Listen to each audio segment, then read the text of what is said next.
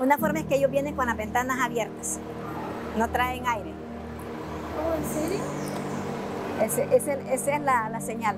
De ahí porque son buses, como decir, humanitarios, que no están pagando.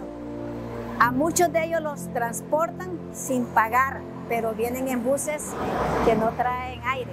Por eso usted lo ve que vienen casi sofocados, casi sin camisa, no soportan el calor, vienen deshidratados. Muchas horas de camino en un bus sin aire.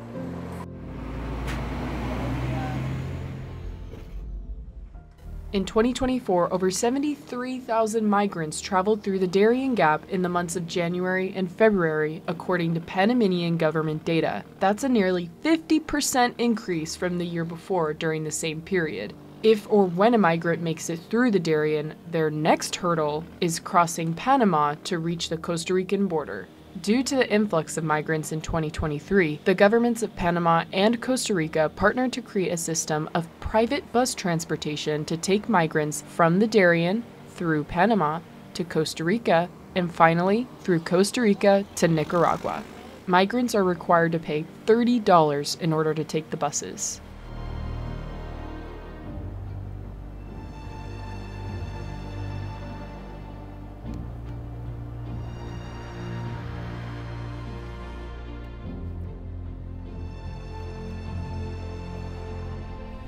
While Costa Rica is widely considered a welcoming country, with the influx of migrants at the border in recent years, the people of Paso Canoas, a southern border town, have shown some frustration.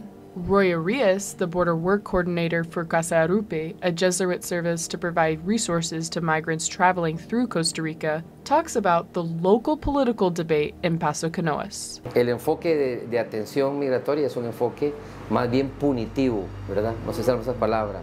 Más bien punitivo y más bien represivo. De manera coloquial, que los migrantes es disuasivo, disuadir a los migrantes de avanzar.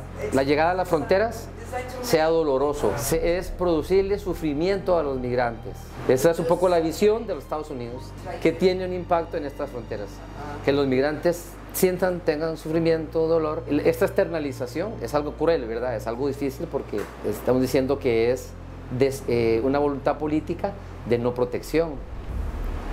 O de no protección en un sentido y por otro lado de retención, ¿verdad? De represión.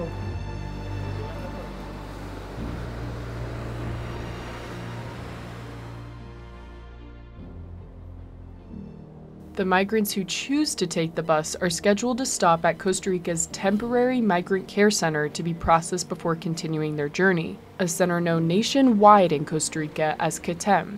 It is similar to immigration detention facilities in the United States. It's true that many of the programs and the politics of how we are going to do things, it's dictated by the United States. When social researcher Sylvia Ramos was asked about the CATEM shelter, we are not sure what's going on inside those centers. I mean, who is the people to get to go there? There's a lot of people outside, like it has minimum capacity.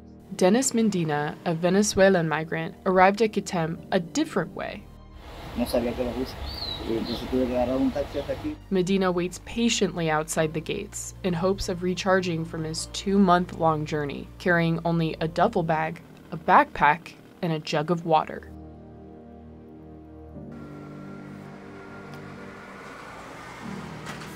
A 7-minute drive north of CATEM is Ciudad Nili, a small town where our team of reporters found a migrant family from Venezuela trying to make money to continue their journey to the United States. This family of 4 has 2 girls, 4-year-old Gracie and 1-year-old Wesley. Mother Johanny Gonzalez and father Gregorio Hernandez ran out of money, so they were on the streets of Ciudad Nili selling lollipops and accepting anything people would give.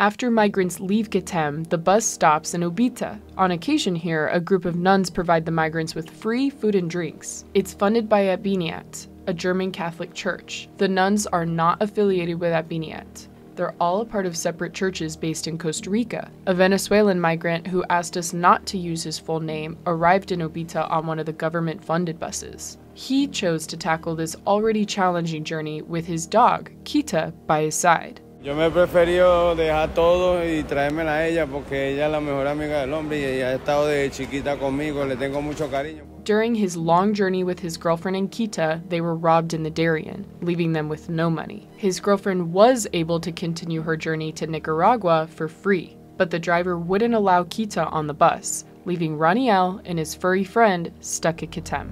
No aceptan animales en el transporte. Ahí los amigos me ayudaron ahí con un poquito, $2-3. Eventually, Raniel provided the bus driver with enough money to bring Kita along. For the Costa Rican government, the bus system is a low-cost and efficient way to move the migrants through Costa Rica, according to Stefan Brunner, the first vice president in Costa Rica. A few of the buses allow the migrants to ride for free, like Raniel's girlfriend. It's not officially because if we make it official, nobody will pay the $30. It's even cheaper for us because if they get sick or we have to give them the food and the cartem and everything, it also costs. The next stop these buses make is in a town called Orotina, an hour north of San Jose and 5 hours from the Nicaraguan border. The migrants make a quick switch to another bus that takes them northward to Nicaragua, while the other buses return south to the border at Paso Canoas. When asked if the buses were an efficient way to move the migrants, Brunner responded, "Yes, because they don't have to walk and we keep them from coming here to the Central Valley. So they just pass on the coast, on the Pacific coast, up north, so they don't get any bad ideas of staying here or something like that." From Costa Rica, this is Madison Morales reporting for the Cronkite Borderlands Project.